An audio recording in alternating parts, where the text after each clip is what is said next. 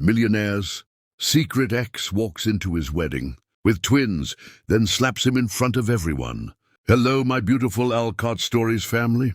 Welcome back to another soul-stirring story that will leave your heart racing, your eyes misty, and your mind full of questions. But before we dive into this emotional roller coaster, let me ask you something. What would you do if the man who once loved you left you homeless, and you returned years later, not just successful, but unstoppable?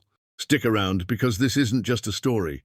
It's a storm of love, betrayal, power, and an unforgettable second chance. You won't believe what happens at the millionaire's wedding when his ex walks in with twins by her side. But wait, before the story starts, I have a small favor to ask from my heart. Many of my amazing viewers, yes, you, watch and enjoy my stories. They even leave lovely comments. But sadly, most of you forget to hit that subscribe button. Please, if you're enjoying these emotional tales, just tap subscribe right now. With your support, I am everything. Without it, I'm just a storyteller with no one to listen. And tell me in the comments, where in the world are you watching from? I love seeing how far our Alcott family reaches. It makes this storytelling journey even more magical. All right, grab your tea, find a quiet spot, because this story is going to change the way you see strength and love forever. Let's begin. Elijah Steele was not just a name. He was an empire, the kind of man whose presence silenced boardrooms and whose signature shifted city skylines. At just 34, he had conquered the real estate world with the precision of a tactician and the hunger of a king. His blue eyes, sharp and unreadable, were often mistaken for coldness, but those who truly knew him understood that beneath the steel exterior was a storm he never let anyone see. Until Amara, she wasn't like the polished socialites who circled him like bees to nectar, nor the heiresses with practiced smiles and hollow ambitions. Amara was different. Brown-skinned, fierce-eyed, and intelligent in a way that made silence feel sacred. She entered his company as an architect. But it wasn't her resume that shook his world. It was her soul. Their story began not with grand gestures, but with shared coffee mugs at midnight meetings, casual laughter echoing in empty corridors, and hands that brushed over blueprints. While electricity sparked beneath their skin, Elijah found himself drawn to her like gravity, craving the sound of her voice more than any boardroom applause. Her ideas were bold, her designs revolutionary, and her spirit untamable. One night, on the rooftop of their skyscraper project, under a sky draped in stars, she spoke about cities as if they were living beings. A city, she said, tracing invisible lines with her finger, should breathe with the people who live in it. He looked at her, not the skyline, and whispered, "Then let's build one together." That night, he didn't fall for her. He dove willingly, completely, recklessly. Against every whisper of boardroom gossip and elite disapproval, Elijah proposed. No cameras, no stage spectacle, just a quiet ring, a trembling voice, and eyes locked on the woman who changed his world. Their wedding was intimate, defiant, wrapped in wildflowers and late summer sunlight. And their honeymoon phase? It wasn't just romantic. It was electric. Their love was an uncharted rhythm. Dinners that turned into dancing, debates that ended in laughter, rain-soaked walks through unfinished buildings, and hands that couldn't stay apart. Elijah would watch Amara sketch on their living room floor, barefoot, hair tied up, eyes alight with purpose, and feel more wealth in that moment than his billions ever gave him. She called him Eli when no one else dared. He called her my fire because she lit up every shadowed part of him. Every night was a universe, every morning a poem. But time has a way of testing love, and fate, a cruel way of twisting joy. When Amara discovered she was pregnant, she cried in the bathroom first, not from fear, but from disbelief that life was giving her more to love. Elijah wept when she told him, unashamed, clutching her as if he could protect her from the entire world. He began to build a nursery before she even finished the sentence. Those months were golden. He massaged her feet after meetings, left sticky notes on mirrors saying, "You are magic," and kissed her belly every night with whispered promises to the twins inside. The world slowed for them, wrapped them in its arms, and they believed they were invincible. Yet somewhere in the background, shadows stirred, the kind that come silently, waiting for cracks to form. But in that chapter, before the storm, they were a kingdom of two. He had every luxury money could buy, but it was her sleepy voice in the morning, her soft hums while she worked, her scent lingering on his collars, that made him feel rich. In the eyes of the world, Elijah Steele had built towers that touched the clouds, but in truth, his greatest foundation had always been Amara.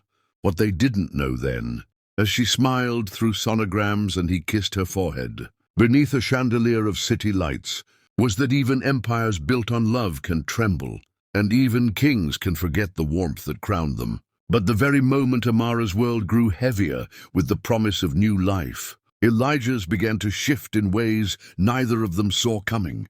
The office buzzed with silent tension as board meetings became colder, deals faster, and Elijah more withdrawn, not cruel, but distracted, like a man hearing whispers he couldn't trace.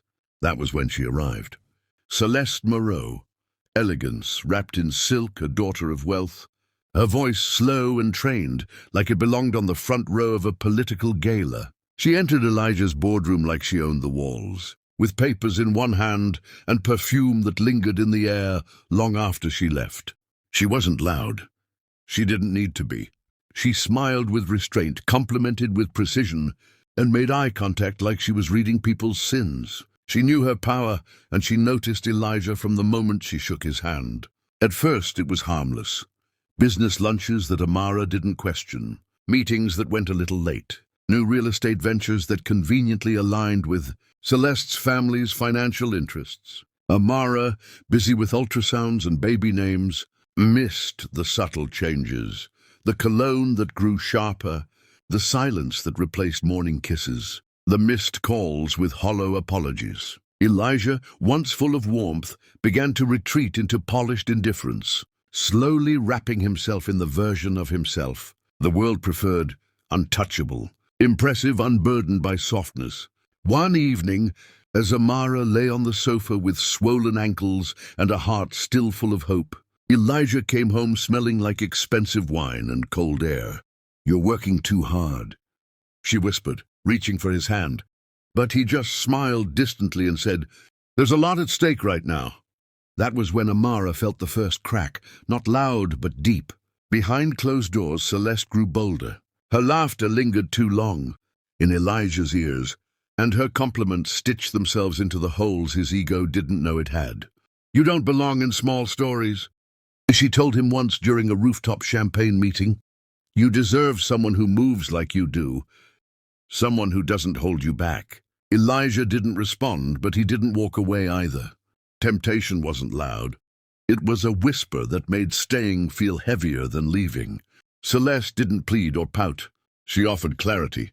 "I want you," she said one evening, her voice flat and final like a contract, but not as someone else's mistake. "Divorce her."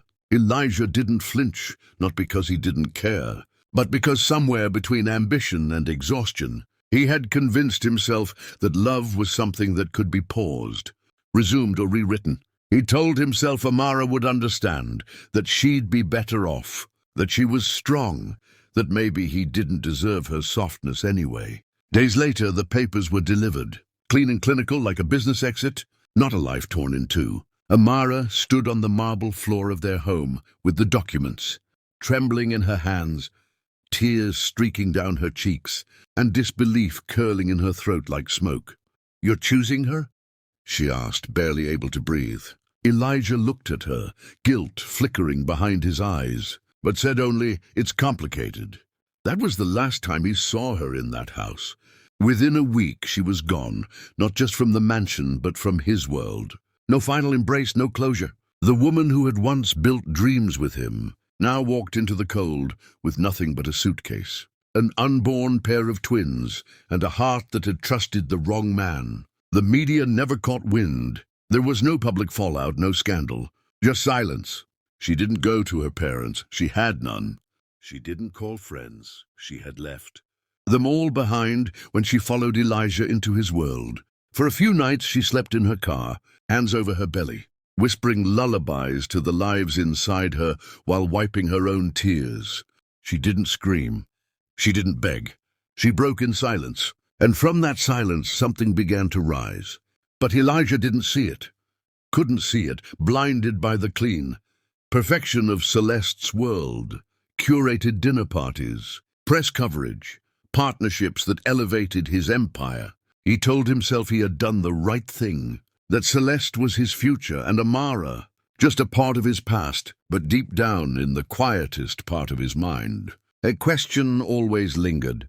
What kind of man leaves a woman who loved him at his worst, while she was carrying his legacy? The night Amara left Elijah's mansion for the last time, she didn't look back, not because she didn't care, but because if she did, she would shatter completely. With her twins growing inside her and her heart split down the middle, she walked into a world that had no place waiting for her. The city she once helped build now stared at her with indifference. Her designer heels had been replaced by aching feet, her silk blouses traded for second-hand coats, and her pride crushed beneath the weight of whispered judgments and closed doors. But Amara didn't break, she burned. Every rejection, every door slammed in her face, every night spent in a shelter or borrowed basement only fueled the fire building inside her.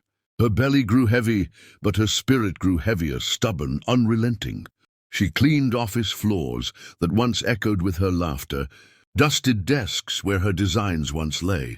Her hands that used to sketch skylines now scrubbed toilets and mopped marble halls. Yet every night, when the twins inside her kicked against her ribs, she whispered, "You will never know what it means to be unwanted.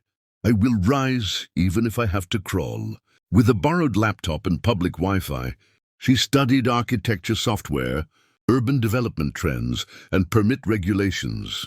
She devoured books on city planning, while rocking herself to sleep beside industrial heaters in windowless rooms. When the twins were born, a boy and a girl, she named them Nova and Jalen, symbols of new beginnings and quiet strength. There were nights she wept while warming formula with hot tap water, nights when she stitched her own clothes and sewed baby blankets from discarded hotel linens. But giving up was never an option. Amara knew that no one was coming to save her, so she became her own rescue. She saved every dollar, pitched her design ideas to local developers, and faced boardrooms full of condescending men who saw only a struggling single mother with too much ambition. But eventually someone listened, one investor, a woman who saw in Amara not desperation, but brilliance forged in fire. That one break turned into two, then four. Within a year, Amara launched her own firm, Ashline Designs, a name born from her truth. Her first housing project revived a dying neighborhood. Her second turned an abandoned lot into a community center. She built not just buildings, but belonging. With every success, her name grew louder in the city's echo chamber. Her face on magazine covers, her vision reshaping skylines. By the third year, she was no longer the girl who once waited at Elijah's dinner table. She was now the woman whose firm was awarded the city's largest redevelopment contract. Cameras followed her. Headlines called her the Phoenix Architect. Mothers told their daughters about her. She stood at ribbon cuttings in heels she bought herself, with her children at her side, smiling for a world that had once dismissed her. Meanwhile, Elijah Steele, the man who once believed he had outgrown her, found himself caught in a waiting game that turned bitter. Celeste, poised and calculating as ever, kept her promise hanging by a thread. "My family needs time," she said at first. Then it was, "Let's wait until the election cycle ends." Then there's a trust fund complication. For 3 years, Elijah stood in a limbo of polite lies, dressed in tailored suits and holding on to a vision that kept retreating with every passing season. He began to notice the emptiness, the dinners without laughter, the conversations filled with nothing but polished strategy. Celeste never said "I love you" without it sounding like a transaction. She never asked about his past, never spoke about children, never stayed when he was quiet. And late at night, when he sat alone in his penthouse, The same city below him that Amara was now rebuilding. A different kind of silence filled the room. Not the clean silence of peace, but the cold silence of regret. Sometimes he searched her name online, saw her holding Nova and Jalen, read about her latest contracts, watched videos of her speeches. She was radiant, commanding, unshakable. Her smile was no longer soft, it was forged steel. And every time he saw her, something inside him ached. Not just guilt, but loss. He had traded a heartbeat for a hollow crown. And though he didn't say it aloud even to himself, Elijah Steele, the man once worshipped for his power, now felt powerless watching a woman he once left rise to heights even he could not reach. The announcement hit the city like a lightning strike dressed in diamonds. Elijah Steele to wed Celeste Moreau in the wedding of the decade. Billboards shimmered with the couple's photo, their eyes locked in a curated gaze that whispered perfection. Media outlets couldn't get enough of it. Headlines screamed elegance. Society pages dripped with speculation, and fashion houses scrambled to predict what Celeste would wear. The venue was to be held in a private estate nestled on the cliffs, just beyond the city skyline, a place that kissed the clouds and ignored the world below. Politicians, celebrities, CEOs, and legacy families marked their calendars for the grand affair, set to take place under crystal chandeliers and a sky imported with artificial stars. The buzz around the event wasn't just about wealth, it was about symbolism. Elijah, once the self-made king of urban steel and concrete, was now set to marry into generational influence, fusing power with pedigree. Inside his glass tower, he adjusted his cufflinks with robotic calm, trying to convince himself that this was the chapter he had waited to write. But every time he passed the mirror, his own reflection looked a little more like a stranger. And while he stood in silence, rehearsing vows to a woman whose love felt like politics, across the city, in a modest, sunlit office humming with life and blueprints, someone whispered the news into a different storm. A junior staffer, young, nervous, and unsure why his hands trembled, approached Amara's assistant and quietly handed over a folded paper. "She needs to know," he said, his voice low. Minutes later, the headline sat quietly on Amara's desk, the bold font practically daring her to react. She didn't. She read it once, placed it down like it was any other business memo, and stared out the window where her children played with her lead architect's kids. Not a flicker of emotion cracked her posture. No glass was shattered, no rage ignited, no tears. Only stillness, the kind that carried weight. She stood slowly, straightened her blazer, and without looking back picked up the phone. Her voice, calm and precise, carried 5 words that would ripple through the next chapter of all their lives. "Prepare the cars. I'm coming." On the other end of the line, her private security team stiffened. No questions were asked. Within the hour, 5 black luxury SUVs were pulled from the garage, polished to mirror perfection, their engines purring like wolves ready for command. Tailors adjusted last-minute fittings. Jewelers delivered a custom necklace, embedded with twin emeralds, symbols of her children, her strength, her rebirth. Stylists knew better than to fuss. Amara didn't wear costumes, she wore power, and this time she wouldn't walk in quietly. She had spent 3 years rebuilding a kingdom. Now she would arrive not as a guest, not as a scorned woman, but as a storm wrapped in silk and precision. The wedding day came wrapped in gold sunlight and expectation. Helicopters circled the sky, capturing aerial shots, and every guest that stepped out onto the marble path whispered about legacy, ambition, and the future. Celeste arrived first, flawless in a couture gown that shimmered like frost, her smile stretched like porcelain, beautiful but cold. Elijah stood at the altar beneath a canopy of orchids, nodding graciously to the press and dignitaries. But beneath the practiced charm, something restless coiled in his gut. The orchestra struck its first note. Guests turned, but the bride didn't move. Instead, a sharp commotion broke the rhythm. Down the private driveway, a convoy of black SUVs rolled in with military precision, their tinted windows gleaming under the sun. Doors swung open in synchronized choreography. Security stepped out first, tall, dressed in matte suits, scanning the crowd like trained eagles. Then came Amara. Her heels struck the stone like thunder. Her dress, a tailored masterpiece of strength and grace, flowed behind her like royalty. On either side of her stood Nova and Jalen, their small hands clutching hers, dressed in formal wear that mirrored her elegance. Gasps rippled. Cameras pivoted. The whispers swelled into waves. "That's her! That's Amara!" Elijah froze. His mouth parted, but no words followed. Celeste turned, her fingers tightening around her bouquet. But Amara didn't look at her. She walked straight down the aisle as if it belonged to her, because once it did. The music faltered. The tension thickened. Elijah stepped forward instinctively, 1,000 emotions flashing across his face: guilt, awe, confusion, and something deeper, longing. But Amara didn't pause, and when she reached the altar, she looked Elijah in the eye, not with hatred, but with something far more devastating: indifference. Then, with a hand swift as lightning and a gaze still as a blade, she raised her palm and slapped him, not out of vengeance but closure. The sound cracked through the hush like a gavel. Guests gasped, cameras clicked, but Amara's voice rang clear, steady, and deliberate. "Thank you. If you hadn't betrayed me, I wouldn't have discovered who I truly am.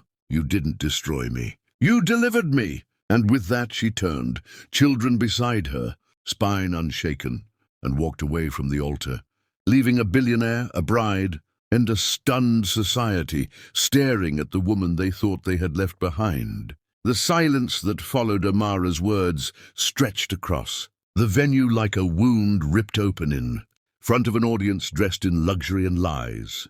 Elijah stood frozen, his cheek stinging with more than just the imprint of her hand. It burned with the weight of truth. His once unshakable pride fractured under the gaze of hundreds, but most painfully under the eyes of the woman he once believed he could replace. Amara's voice had echoed not just through the hall, but through his soul. Celeste blinked slowly, trying to recover her posture, but her composure began to crack beneath the realization that she had just become a footnote in someone else's redemption. Amara didn't flinch. Her spine remained straight, her head held high, as though the very floor belonged to her. She looked over the crowd, her gaze piercing through the glamour, past the chandeliers and polished silver, all symbols of a world that once exiled her, and said, with grace sharpened by pain, "You all thought I disappeared, but I didn't vanish. I was reborn." Murmurs rippled. Journalists scrambled to document every second. The twins stood beside her like sentinels of legacy, their small frames wrapped in dignity, far beyond their years. Amara placed her hands gently on their shoulders, anchoring them in calm strength. Elijah took a breath, shallow and shaky, and stepped forward, his voice hoarse from emotion he had long buried. "Amara, I didn't know you'd come." She turned her eyes to him, not with affection, but with the kind of serenity that follows storms. "You didn't think I could rise," she replied, "because you only ever saw my beauty, not my fire." The crowd stood stunned. This wasn't just drama, it was reckoning. Elijah's lips parted to apologize, to explain, to rewind the past. But Amara stopped him with a simple raise of her hand. "I don't need your regret," she said. "I came not for revenge, but to reclaim my narrative." Celeste tried to interject, her voice tight and formal. "This is a private matter." Amara cut her a glance so cold it silenced the air. "You had 3 years to marry him. And yet the altar waited. Perhaps you too knew he still belonged to a memory." Celeste's throat tightened. The flowers in her hands wilted beneath the weight of comparison. Elijah dropped his gaze, shame blooming across his face. "I made the worst mistake of my life," he murmured. "You were my soul, and I traded you for a shadow of ambition." Amara inhaled, then looked at him with finality. "And yet I thank you, Elijah, because when you left me in the dirt, I learned how to bloom without sunlight." Guests stood in awkward reverence. Even the orchestra had fallen silent. Then Amara turned to the press, not to shame, but to speak into legacy. "Let this be a message to every woman who has ever been discarded, underestimated, or left behind. You are not ruined. You are being refined." Applause broke out, hesitant at first, then strong. A tear slid down Elijah's cheek, not for sympathy, but because he finally saw what he had lost. "Amara," he whispered, stepping closer, voice trembling, "I don't deserve it. But if there's even a sliver of a second chance." She looked at him for a long, aching moment. Then softly she said, "I forgive you." His eyes widened. Hope flickered. But she continued, "Not for us to be together. I forgive you, so I can be free." The words fell like petals from a healed scar. But Elijah started, falling to his knees in desperation, voice cracking under the weight of years unsaid.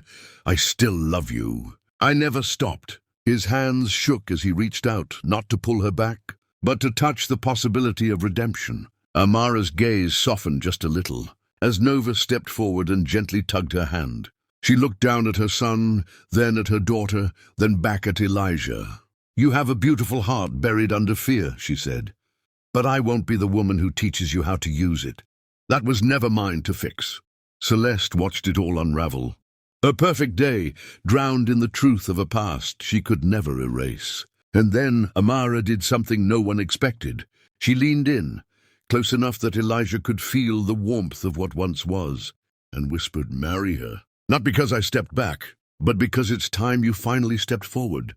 With those words, she rose, more queen than ever, and walked out with her children and dignity intact, her every step a declaration. The guests parted in silence, not out of obligation but reverence. Elijah remained kneeling, not just on the marble floor, but at the feet of the choices that shaped him. As the luxury cars rolled away, taillights glowing against the dimming sky, the city realized something profound. The wedding that was supposed to celebrate power had been stolen by grace, and though Amara walked away from the altar alone, she left behind the echo of a woman who had once been broken, and now ruled her world without needing a crown. Elijah remained on his knees, the polished marble beneath him cold and unyielding, yet not nearly as unforgiving as the realization. Pressing down on his chest, the realization that he had sacrificed a love that was once pure, for a mirage cloaked in status and desire. Around him, the murmurs of guests became white noise, drowned out by the beating of his heart, against a ribcage straining to contain remorse. Amara stood tall, her children flanking her like sentinels of a story rewritten in resilience. Her words still hung in the air like scripture. "Women are not the problem. Men who betray love are." Elijah's mouth opened, but no defense came. What could he say that would undo the years of abandonment? The nights Amara spent alone with crying children, the days she faced the world with empty pockets and a full heart. "I see you now," he finally said, voice cracking like the mask he'd worn for far too long. "Not as the woman I left, but as the woman I never truly deserved." Celeste shifted uneasily, her hand still holding the bouquet that no longer felt symbolic of union, but of interference. Her silence was no longer regal. It was uncomfortable, unsure, and exposed. She had chased a man haunted by someone else's memory, and now she watched that memory become flesh, voice and power before her very eyes. Amara looked at Elijah for a long moment, then at the crowd, then at the ornate archway where a wedding was supposed to happen. "You all came for a celebration," she said, her voice steady as a river forged through stone. "Let it still be one, a celebration of awakening." Elijah lowered his head, his pride dissolving into tears he no longer held back. "I don't expect your love again," he whispered. "But if I could give back every dollar to undo the day I let you go, I would." Amara tilted her head slightly, her gaze unreadable but not unkind. "Some debts are not paid with wealth," she replied. "They're paid with growth." Their twins looked from mother to father, not confused, but witnessing the fall of a man and the rise of accountability. Elijah extended his hand, not to claim, but to honor. May I at least be a father who's present?" he asked, voice breaking like the sky before a storm. Amara studied him. Not the man he had been, but the man before her now, stripped of ego, stripped of illusion. "That's not for me to decide," she said, motioning to their children. "That's for them. You'll have to earn it from the ones who watched me cry when no one else did." The crowd was no longer guests. They were witnesses to a reckoning that no designer suit or camera flash could sanitize. Celeste, finally speaking, stepped forward with a voice like glass. "You don't love me," she said to Elijah, not as a scorned woman, but as someone surrendering to the truth. "You never did. You loved the space Amara left behind, and I was just convenient enough to fill it." She placed the bouquet down on a nearby chair and looked at Amara with a mix of admiration and apology. "You taught me something today," she said. "That strength isn't loud, it's unshakable." Amara gave a small nod. No hatred, no rivalry, just acknowledgement between two women who had loved the same man in different ways. Elijah reached into his suit pocket, pulled out the wedding ring that was meant for Celeste, and stared at it like a relic from a path he no longer wished to walk. "I thought I was building a life," he murmured, "but I was building an illusion." He looked up at Amara. "I see the empire you've built, and not the buildings, but the way you walk into a room and make every man and woman rethink their definition of strength." Amara stepped closer, leaned in, and with a quiet voice said, "You couldn't break me, Elijah. You only forced me to meet myself." He nodded slowly, the truth finally sinking into his bones. "And that version of you, she terrifies me," he whispered, "because she shows me everything I gave up." The children reached for Amara's hands, grounding her in the present as Elijah's world crumbled around the weight of his own decisions. A part of him wanted to scream, to beg for time to turn back, but time does not negotiate with regret. It only watches. The guests began to disperse, but not a soul left unchanged. This was no scandal, it was scripture, carved into the heart of a city that once worshipped wealth over wisdom. Elijah remained kneeling long after Amara and the twins walked out. His head bowed, not in shame, but in the slow acceptance that some lessons are learned only when everything is lost. The chandeliers flickered overhead, but the brightest light had already left the room, walking away in heels that echoed with purpose. Children who carried legacy and a name that would be remembered not as a scorned wife, but as the queen who forgave without forgetting. The city buzzed with aftershocks of what had unfolded at the wedding. Headlines screamed with Amara's name, not as a scandal, but as a phenomenon. Queen of the comeback, the woman who rose. Power in heels, her face graced magazine covers, news features and digital billboards. But she paid no mind to the noise. She woke each morning to the sound of her twins, laughter echoing through the modern home she built with her own hands, not the ashes of a mansion she was once thrown from. Her morning smelled like fresh coffee, concrete dust, and promise. She was no longer chasing approval or haunted by loss. She had become the force she used to search for in others. Meanwhile, in a penthouse layered in silence and sophistication, Elijah stared out at the skyline Amara helped redesign. He sat beside Celeste during business dinners and fundraisers, their hands occasionally brushing but never locking.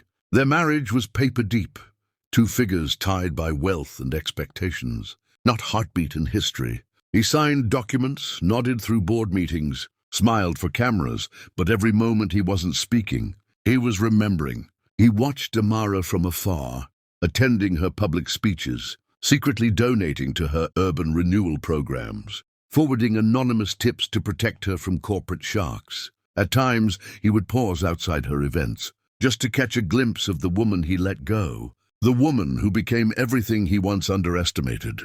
Celeste, aware but quiet, never tried to fight for more. She saw the truth in the way Elijah's eyes lit only when Amara spoke on TV, in how his hand tensed when her name was mentioned. She accepted her role, not as wife but as placeholder. Amara, on the other hand, smiled easily now, not because everything was healed, but because she had learned to bloom even in brokenness.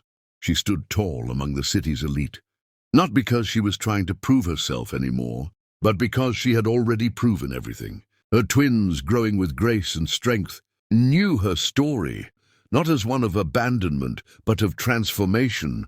"Mama," they once asked, "do you still love Daddy?" She had paused, then knelt beside them. "I love the part of him that gave me you," she whispered. "But sometimes love doesn't mean holding on. Sometimes it means letting go with dignity." The words sat with the children like seeds, planted gently, to bloom in their own time. Years passed, and the empire Amara built grew beyond real estate. She started mentorship programs for single mothers, launched scholarships in her mother's name, and became a face not of wealth, but of earned power. Every project she completed carried her signature, not in ink, but in impact. Elijah watched it all, offering quiet support, never daring to intrude. He'd receive updates through mutual connections, news of the twins' achievements, of Amara's new partnerships, of her speeches echoing with purpose. Each detail was a needle threading remorse into his soul, but he never approached again, because he finally understood apologies don't entitle you to access. Redemption doesn't guarantee return, and sometimes your role in someone's story ends before the last chapter. One evening, standing at a fundraiser where Amara received a humanitarian award, Elijah remained in the shadows, watching as she took the stage in a flowing black gown, the light catching the confidence in her eyes. The applause shook the hall, but it was her voice, calm, clear, unshaken, that silenced hearts. To anyone who's ever been broken by someone they trusted, she said, "Know this, you are not your pain. You are what you build from it." Those words weren't aimed at him, but they found him all the same.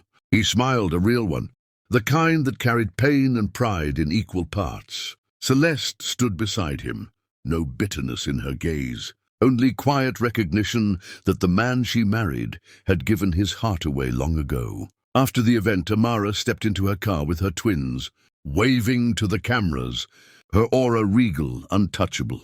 Elijah didn't follow.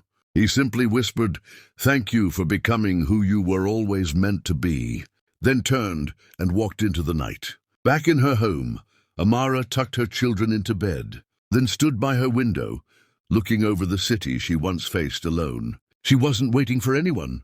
She wasn't haunted.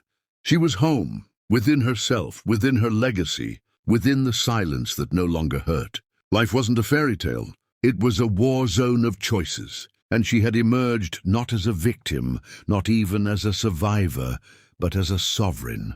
Her heart was whole, not because someone else completed it, but because she rebuilt it piece by piece, without apology. As the city lights blinked beneath the night sky, Amara closed her eyes with peace. Not the kind that forgets the storm, but the kind that remembers every lightning strike, and still chooses to dance in the rain.